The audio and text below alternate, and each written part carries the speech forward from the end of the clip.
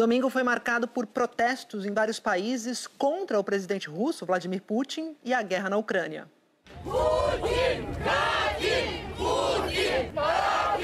O não à guerra tomou muitas cidades pelo mundo, formando uma opinião pública consciente e pacífica.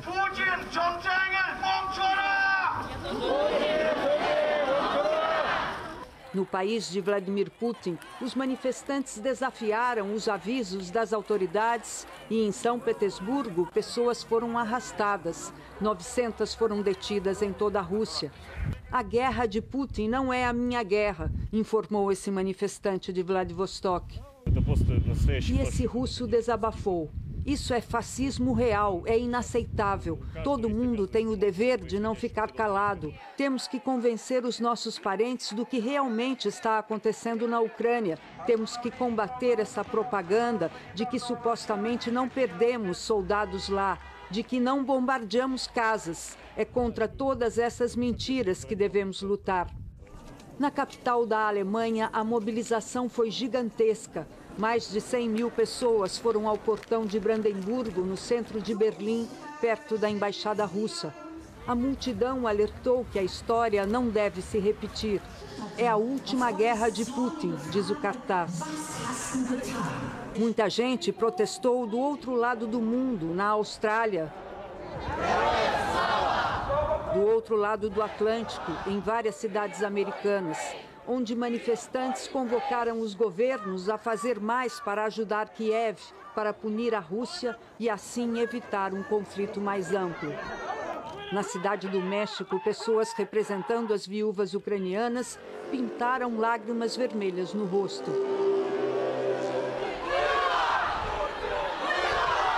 Na Itália, uma grande manifestação atravessou várias partes do centro de Roma. Muitos italianos se juntaram aos ucranianos que, emocionados, cantavam pedindo paz. Essa ucraniana tinha chegado da guerra há menos de 24 horas. Ainda sentia o tremor das bombas e o frio dos abrigos subterrâneos. Irina conseguiu passar a fronteira e depois chegar à Itália com a filha Anastácia. Mas o marido dela ficou lá, lutando na resistência. A tensão cresceu não só nas ruas da Itália, mas também no governo italiano. As ameaças do uso de armas nucleares fizeram com que o primeiro-ministro Mario Draghi decretasse estado de emergência para intervenção no exterior, para que sejam autorizadas tropas para a OTAN, caso necessário. No Vaticano, também temendo uma escalada irreversível, o Papa Francisco pediu corredores humanitários para ajudar os refugiados da Ucrânia e implorou pelo silêncio das armas. Ripeto, tacciano le armi. A União Europeia tomou hoje uma decisão histórica. Anunciou que vai comprar e entregar armas para a Ucrânia se defender da invasão russa. Aviões de combate, inclusive.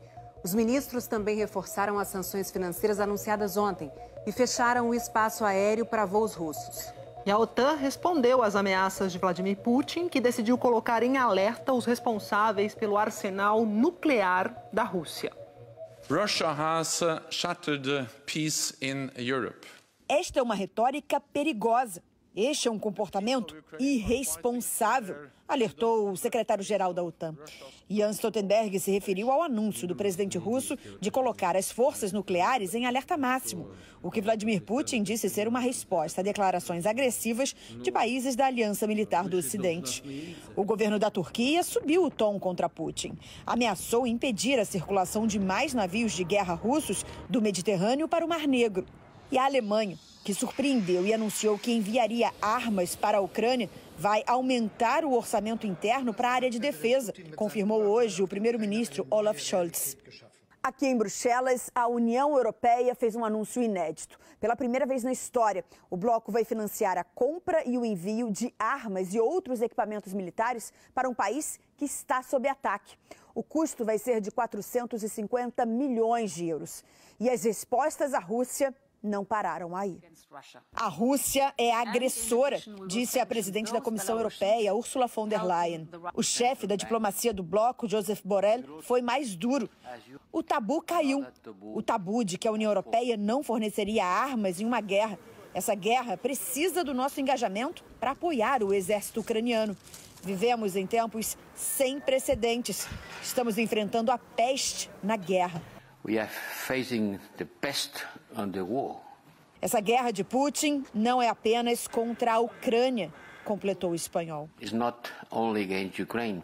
O bloco anunciou o fechamento do espaço aéreo para todas as aeronaves russas, incluindo jatos privados de oligarcas. Os aviões não poderão pousar, decolar nem sobrevoar o território dos 27 países membros.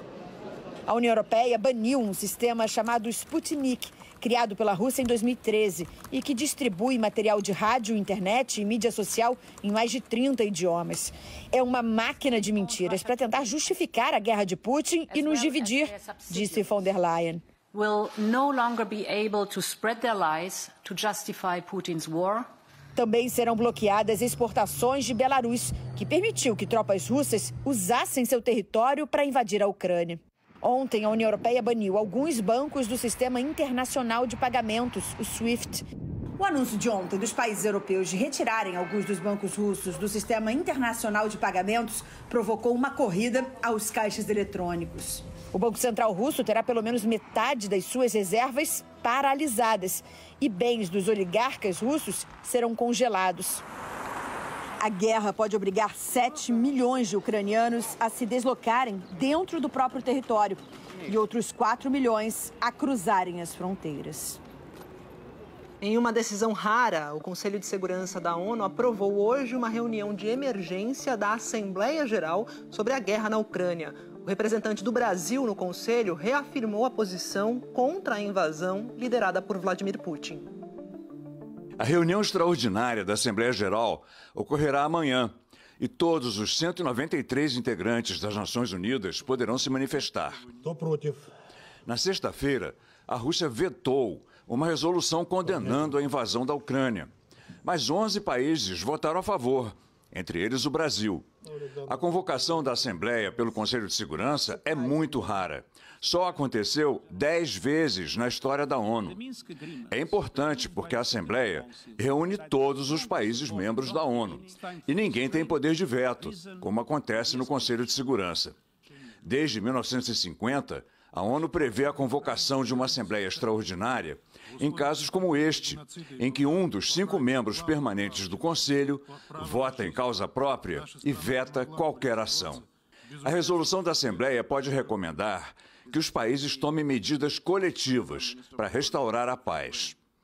A condenação da invasão pela Assembleia Geral das Nações Unidas, na segunda-feira, é dada como certa e mostrará ao mundo como a Rússia está isolada.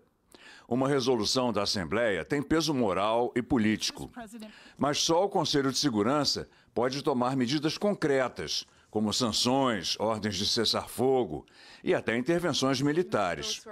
Mas como a Rússia é uma das 5 potências nucleares que tem poder de veto no Conselho, nenhuma ação concreta pode ser tomada agora pela ONU. O presidente da Ucrânia, Volodymyr Zelensky, até fez um apelo para que a ONU não permita que a Rússia vote em causa própria, bloqueando qualquer ação. Mas isso não é possível pela carta que governa a ONU. Em 2014, quando a Rússia anexou a Crimeia, que oficialmente continua a ser território da Ucrânia, aconteceu a mesma coisa. A Rússia vetou a resolução do Conselho de Segurança que ordenava que ela devolvesse a Crimeia à Ucrânia. Aí o Conselho convocou a Assembleia Extraordinária e 100 países condenaram a Rússia. Apenas 11 votaram a favor da Rússia, entre eles Cuba, Venezuela, Coreia do Norte. A China foi um dos 58 países que se abstiveram, assim como o Brasil. Hoje, o embaixador brasileiro na ONU votou pela convocação da Assembleia Extraordinária. O embaixador Ronaldo Costa Filho reiterou a posição do Brasil pelo fim imediato das hostilidades, pelo respeito ao direito humanitário e apoiou o processo de diálogo entre as partes envolvidas. The number of casualties, the human suffering and the risks to international peace and security keep increasing by the hour. Costa Filho citou o aumento do sofrimento humano e o risco à paz mundial e destacou que, segundo a ONU, já chega a 422 mil o número de ucranianos refugiados nos países vizinhos. Mas o embaixador alertou que o fornecimento de armas e a aplicação de sanções seletivas, que podem afetar setores como fertilizantes e trigo, e assim aumentar a fome, podem agravar e espalhar o conflito em vez de resolvê-lo. Costa Filho afirmou que essas medidas aumentam os riscos de um confronto mais amplo e direto entre a OTAN e a Rússia.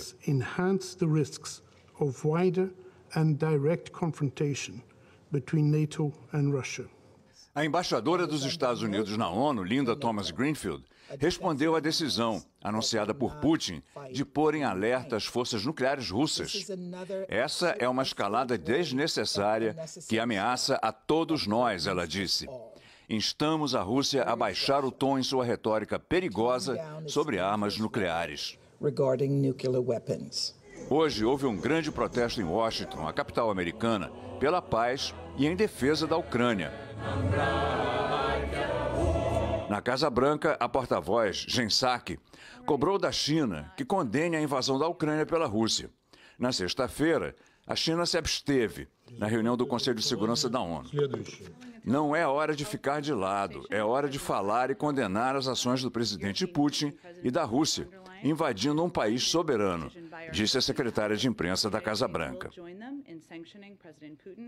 A Candice Carvalho está em frente aos prédios das Nações Unidas e tem mais informações sobre a reunião de hoje à tarde.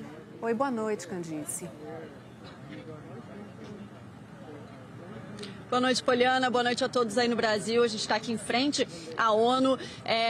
Algumas pessoas se manifestando aqui, Poliana, um protesto que aconteceu durante a reunião do Conselho de Segurança, desde as 4 da tarde, horário local aqui de Nova York, agora são 7 horas da noite, a gente está 2 horas atrás do Brasil. Centenas de pessoas começaram a chegar por aqui, ficaram ao longo da tarde em frente à sede da ONU e agora terminou a reunião, terminou a manifestação, as pessoas começam a ir para casa. Eu encontrei com uma russa, Poliana, que estava aqui protestando contra a Rússia, contra o fato da Rússia ter invadido a Ucrânia, e ela rasgou o passaporte russo, me deu aqui uns pedaços do passaporte russo que ela rasgou, porque ela disse que nesse momento é uma vergonha ser um cidadão da Rússia.